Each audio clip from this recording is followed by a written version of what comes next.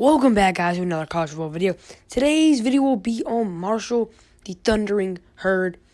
And if you know one thing about me is I love the teams out of the group of five that are pushing for a college football playoff. I love them whether they're going to win or not. I still like them to be there and show them some respect because they are good teams. Before we get into today's video, hit like, subscribe, and comment down below. If you enjoy videos like these, I do these almost every single week and every single day. I love making these, so go ahead and hit that like button. Let's get right into today's video.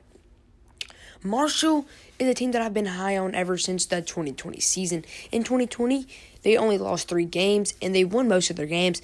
They beat Eastern. They did shut out Eastern Kentucky 59-0. It was a crazy game in week 1 of college football. But let's talk about the transfers first. They have a 3-star offensive tackle from Rutgers named Cedric Palant, who's going to be starting, obviously. They need some offensive tackles. And they got a 5-star running back transfer from Kalon Labron. He is from Florida State. A 3-star D-line from Purdue, Anthony Watts. And then they got a 3-star D-lineman from Miami, and Quentin Williams. Quentin Williams is going to be a rotational guy, and Anthony Watts is going to be a starter on the defensive line. They have a QB race that I don't really know who to go for.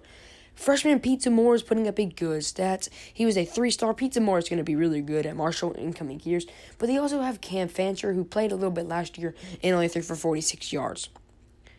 And then the running back room is as good as it gets. I can put him in the top 5 in college football. They have Rashawn Ali. He's returning. Last year, he ran for 1,401 yards, 23 touchdowns, and 5.6 average per rush. And then they have the 5-star transfer from Florida State in Kalon Labron, who got hurt in 2020 and 2021. His last season was 2019, where he had 297 yards, 4 touchdowns with a 4.7 average per rush. I think Rashawn Ali is going to be the starter, and Kalon Labron is going to be a rotational guy. Their wide receiver room's pretty good, with Corey Gamage being the ultimate number 1 receiver, who is really talented. He had 78 receptions for 878 yards, 2 touchdowns, and 11.3 average per catch. I wanted to get a little more yards this year. I feel like Cam Fancher is going to win the spot at quarterback, so Cam Fancher is going to be throwing him the ball a lot more. And then they got their number 2 receiver in Talik Keithan, who had 19 receptions for 268 yards, 2 touchdowns, and a 14.1 average per catch. He was a talented freshman in 2021. And then they have one of the best tight ends in the country, in Xavier Gaines. He had 483 yards, 3 touchdowns, and 11.5 average per catch. He's going to be really, really good. Their defense is strong by linebacker Eli Neal, who had 39 solo tackles for 5.5 sacks and 1 forced fumble with 1 interception. And then they got a secondary player who's awesome in safety, Corey McCoy, who had 30 solo tackles, 1 forced fumble, 2 interceptions. And then they have D-lineman Kobe Cumberland, who had 4.5 sacks in 2021. I think Anthony Watts is going to be in the 8 sacks. He's going to be really good. He's going to be a force, and let's go.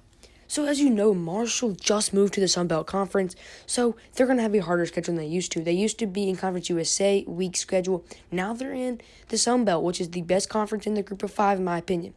They kick things off with an easy win against North Folk State, and I say they win 1-0, easy win. And then they go to Notre Dame in a top 5 game.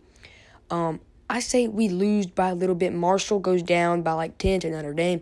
At 1-1, they go to Bowling Green, and we're going to beat Bowling Green away. So we're 2-1, and then we're going to beat a bad Troy. So now we're 3-1, and we're not in the rankings yet until we first Gardner Webb, where we go 4-1, and we get inside the rankings.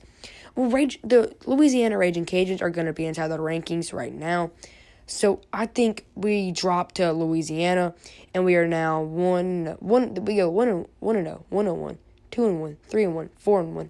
We are now 4-2 out of the rankings, and then we go away to James Madison. And at 4-2, we go 5-2.